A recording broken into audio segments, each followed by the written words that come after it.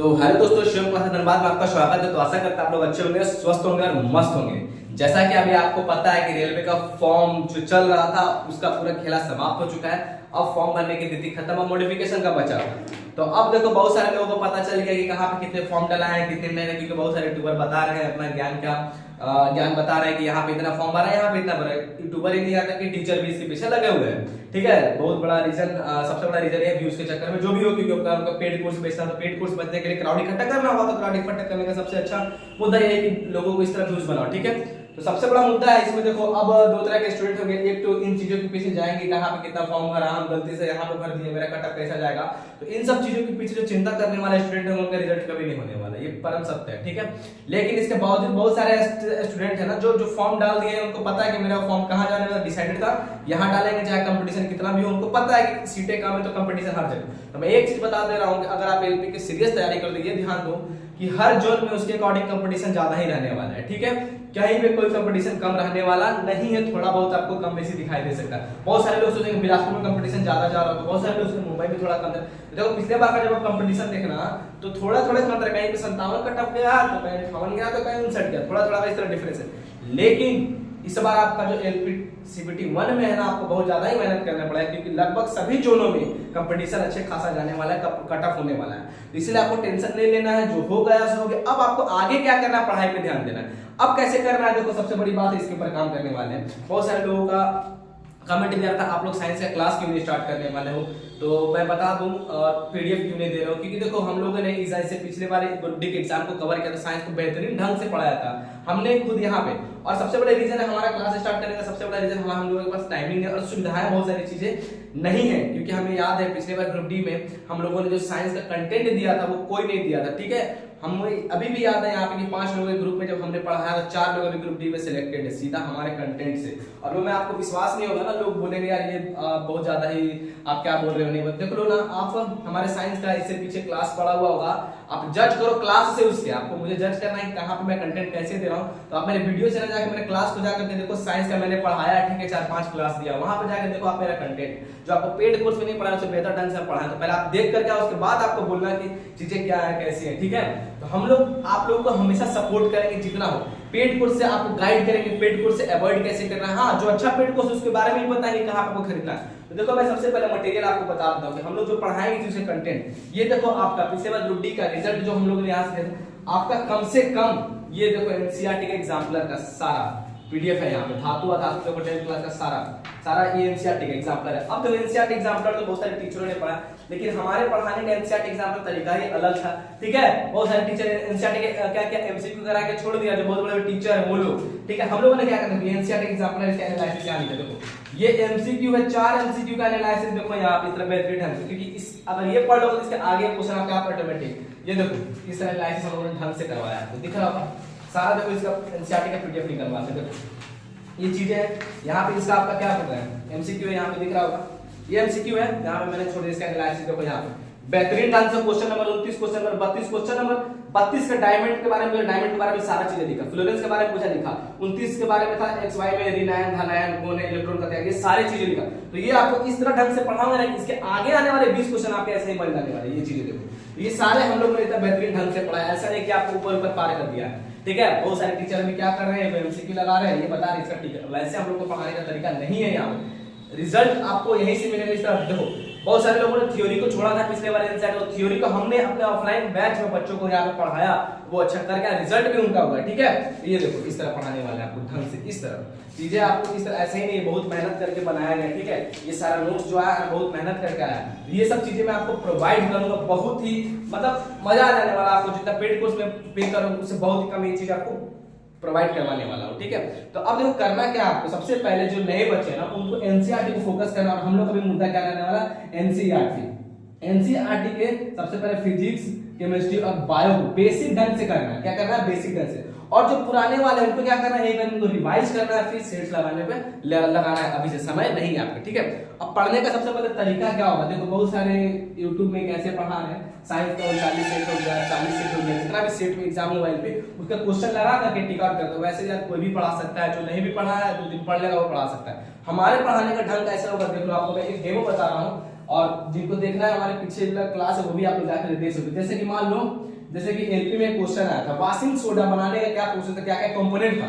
सब washing soda का formula रट के क्या था, किस किस कंपोनेंट से मिल करके बना, ये किसी को याद नहीं है तो क्वेश्चन सारे लोग छूट, लेकिन आप पढ़ोगे ऐसे चीजें हम ऐसे पढ़ाएंगे, देखो एक भी क्वेश्चन नहीं छूटेगा। वॉशिंग सोडा, वॉशिंग सोडा, धावन सोडा, वॉशिंग सोडा का फार्मूला क्या होता है बोलो आपको, Na2CO3 × 10H2O। तो सबसे पहले वॉशिंग सोडा क्वेश्चन यही बताओ, वॉशिंग सोडा बनने का नाम क्या है, कौन सा प्रोसेस बनता है, साल्वे प्रोसेस। किससे, साल्वे प्रोसेस। एक और नाम है इसका, बहुत लोग साल्वे प्रोसेस जानते हैं, इसको क्या बोलते हैं, ammonia soda process, ammonia soda process. क्यों अमोनिया सोडा, क्योंकि इसमें अमोनिया यूज होता है। अमोनिया का फार्मूला क्या होता है, NH3 अमोनिया यूज, अगर NH4 मिल गया तो इसमें अमोनिया होगा। अब देखो बनता कैसे, तीन स्टेप में बनता है। स्टेप 1, पहला स्टेप में क्या, हम लोग क्या लेते हैं NH, हम लोग क्या लेते हैं NaCl, ये क्या है, नमक, नमक का पानी 30% ऑफ NaCl, इसको ब्राइन सॉल्यूशन बोलते हैं। क्या बोलते हैं, ब्राइन सॉल्यूशन, 30% नमक रहता है, ठीक है, ब्राइन सॉल्यूशन लेते हैं पहला। फिर इसके क्या लेते हैं हम लोग, अमोनिया लेते हैं, इसलिए इसका नाम पड़ा अमोनिया सोडा प्रोसेस, अमोनिया लेते हैं। फिर क्या होता है, इसमें कार्बन डाइऑक्साइड गैस प्रोवाइड करते हैं और वाटर लेते हैं, इसको आपस में मिक्स करते हैं, ये हो गया रिएक्टेंट, प्रतिकारक। अब इधर प्रतिफल क्या बोलेगा, तो इधर जो प्रोडक्ट बनता है आपका याद रखना, NaHCO3 प्लस NH4Cl, ये चीज बना। तो देखो एरो इधर वाले पूछता है, क्वेश्चन ग्रुप डी में पूछा गया, एरो के उधर वाले को क्या बोलते हैं, हिंदी में प्रतिफल बोलते हैं, उत्पाद बोलते हैं, इंग्लिश में क्या बोलते हैं, प्रोडक्ट बोलते हैं। एरो के इधर वाले को क्या बोलते हैं, प्रतिकारक बोलते हैं, इंग्लिश में क्या बोलते हैं, रिएक्टेंट बोलते हैं। तो ये सब क्वेश्चन आपका पूछा गया था ऐसा। अब ये क्या बन गया आपका, बनाना है हमको ये, लेकिन अभी बना है क्या, ये नहीं बना, तो इसको क्या बोलते हैं, देखो ये क्या किसका फार्मूला है बोलो, धावन सोडा, किसका है, बेकिंग सोडा का फार्मूला है, किसका है, बेकिंग सोडा आपका बन गया। बना रहे थे वॉशिंग सोडा, लेकिन अभी बना बेकिंग सोडा। अब कैसे करोगे, अब ये बेकिंग सोडा को वापस यहाँ पे लिया। अब अच्छा ये जो बना इसका भी क्या नाम है, ये बहुत इंपॉर्टेंट कंपाउंड है, इसको क्या बोलते हैं, नौसादर, नौसादर। केमिकल नेम क्या, अमोनियम क्लोराइड, क्या है, अमोनियम क्लोराइड। अब देखो इसको यहाँ पे खींच के ला, NaHCO3 बेकिंग सोडा है, अभी बनाना है यहाँ तक। अब इसको क्या करोगे, वापस से गर्म करते हैं, क्या करते हैं, इसको हम लोग हीट दिए तो क्या बनेगा, Na2CO3, इसमें से वाटर का मॉलिक्यूल छूट गया, वाटर का मॉलिक्यूल छूट के कार्बन डाइऑक्साइड गैस मिल गया। देखो जब भी CO3 रहता है, याद रखना इधर CO2 निकलने वाला, हाइड्रोजन था, एक ऑक्सीजन लेकर के क्या निकल गया, पानी निकल गया, पानी निकल गया, ये निकल गया। अब इसमें से पानी तो निकल गया, तो अब इसको क्या बोलेंगे, निर्जल सोडियम कार्बोनेट, क्या बोलेंगे, निर्जल सोडियम कार्बोनेट, या एम्फोरस, है ना, डिहाइड्रेट एम्फोरस सोडियम कार्बोनेट इसको हम लोग बोलते हैं, याद रखना। अब इसी का क्या नाम है, सोडा एश, इसी का क्या नाम है, सोडा एश भी हम लोग बोलते हैं। अब देखो अभी भी बना क्या, ये नहीं बना, तो ये सब चीजें आप जानते हो ना, एनाहाइड्रस। अब इसका एक और नाम क्या है, एनाहाइड्रस सोडियम कार्बोनेट, क्या बोलते हैं, एनाहाइड्रस सोडियम कार्बोनेट, है ना, शॉर्ट में लिख दे रहे, ठीक है, ये चीज। अब पूछता सोडा एश का फार्मूला क्या, तो पता देखो वॉशिंग सोडा बनाने के लिए कितना चीज आप पढ़ रहे हो, ठीक है, थ्योरी क्लास ऐसे करना है कि एक भी क्वेश्चन ना छूटे। अभी भी नहीं बना, अब क्या करेंगे, दूसरा, ये पहला स्टेप था, दूसरा स्टेप था, तीसरा स्टेप में क्या करेंगे, Na2CO3 में क्या वाटर में जोड़ना है, खाली ये तो दिख ही रहा है, वाटर जोड़ दो आप, है ना, 10, कितना वाटर जोड़ना है, 10 मॉलिक्यूल्स ऑफ वाटर, क्योंकि क्रिस्टल फॉर्म में ये सूखा है, क्रिस्टल फॉर्म में बनाने के लिए किसी भी चीज को क्या वाटर ऐड करते हैं, तो वाटर कितना 10 मॉलिक्यूल्स ऑफ वाटर जोड़ दिए तो क्या बना, Na2CO3 × 10H2O, ये आपका वॉशिंग सोडा बन के तैयार है, जा करके आप कपड़ा धो, ठीक है, वॉशिंग सोडा बनके तैयार है। ये पूरा प्रोसेस एक चलता, तो इस तरह चीजें से आपको ढंग से पढ़ना है, ये ना कि वो प्रोसेस रट लिए, ये वाला एग्जाम में नहीं किया, पूछ दिया कि वॉशिंग सोडा में क्या क्या यूज होता है, अमोनिया होता है, दूसरा देना नौसादर होती है, ये सब यूज होता है, इस तरह यूज होता है। ये कंपाउंड के बारे में पिछले बार ग्रुप डी में पूछा गया था, तो अब आपकी एलपी में पढ़ने के लिए इस तरह ढंग से पढ़ना होगा ताकि आपको कोई भी क्वेश्चन ना छूटे, कहीं से पूछे, इससे बोलो।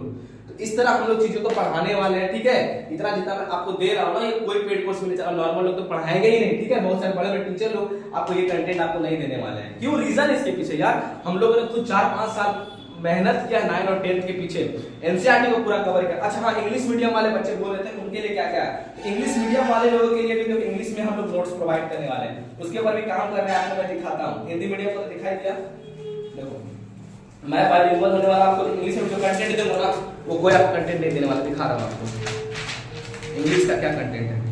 देखो ये कंटेंट अगर कोई यूट्यूब पे दे दिया तो छोड़ देंगे पढ़ाना यहाँ पे, देख लो कंटेंट आप, ये है मेरा मेटल और नॉन मेटल का कंटेंट इंग्लिश का, खुद का बनाया हुआ, ठीक है ना, किसी का कॉपी किया हुआ, खुद मैंने दो एनसीईआरटी बुक, लखविंदर सिंह का फिजिक्स का बुक, सारा को लेकर के मैंने बनाया। ये देखो नन मेटल का कितना पेज है, देख लो डिटेल में अच्छे ढंग से मैंने बताया, बहुत समय दिया है इसके पीछे नन मेटल और नन मेटल का, ठीक है, ताकि एक भी क्वेश्चन ना छूटे। ये सारी चीजें इस तरह, और भी सारे हैं, मेटल नन मेटल हो गया, जितना केमिकल रिएक्शन कंपाउंड, ये सारी चीजें आपके भी बनने और भी नोट्स तैयार है। इस तरह आप लोगों को मैं प्रोवाइड करवाने वाला हूँ। और बता देता हूँ हमारा जितना जो रहेगा फिजिक्स केमिस्ट्री बायोलॉजी सारा का नोट्स आपको देने वाला थोड़ा समय, लेकिन सबसे बड़ा मुद्दा हमारे पास ये था कि क्लास नहीं स्टार्ट कर पा रहे थे डिजिटल बोर्ड का। डिजिटल बोर्ड हमारे पास नहीं था, उससे होता है कि क्या सुविधाएं होती है कि इसमें बहुत एडिट में समय लगता है, ये भी समय लगता है, हमारे ऑफलाइन में भी समय हमको नहीं मिल पाता था, इसलिए तो हम लोग रुके हुए थे। लेकिन बहुत जल्द ही आपको क्लासेस स्टार्ट मिलेंगी, ठीक है। हमने अभी सोचा है कि इनिशियल स्टेज पे क्या करने वाले हैं, एलपी के शिफ्ट वाइज के क्वेश्चन को एनालिसिस कराएंगे, ढंग से आपका धीरे धीरे इंप्रूवमेंट होगा, ठीक है। फिर उसके बाद थ्योरी क्लासेस भी स्टार्ट करने की कोशिश करें, और बहुत जल्द आप सैटरडे तक इंतजार करो, बहुत ही जल्द आपको धमाका मिलने वाला है पूरे यूट्यूब पे। एलपी से रिलेटेड कोई नहीं करवाने वाला है, ठीक है। और ये भी मैं बताऊंगा साइको की भी तैयारी कैसे करना है, फ्री में कैसे करना है, कैसे मैंने साइको खुद क्वालिफाई किया फ्री में, कुछ खर्चा नहीं करके, ठीक है। तो ये सब चीजें बताऊंगा। तो बस एक छोटा सा वीडियो था कि अभी से आप जान जाना है, ठीक है। और आज से क्लासेस हम लोगों की स्टार्ट होने वाली है, एक कुछ क्विज वाला वो भी आपके साथ लाइव जरूर करेंगे। बस यार आपका सपोर्ट और प्यार चाहिए, आपके सपोर्ट और प्यार के बिना कुछ भी पॉसिबल नहीं है, क्योंकि छोटा सा यूट्यूब परिवार है हमारा, और आप हमारे परिवार में हो, और आप परिवार को बढ़ाओगे तो हम लोग को भी अच्छा लगेगा। तो चलो तब तक के लिए धन्यवाद, जय हिंद।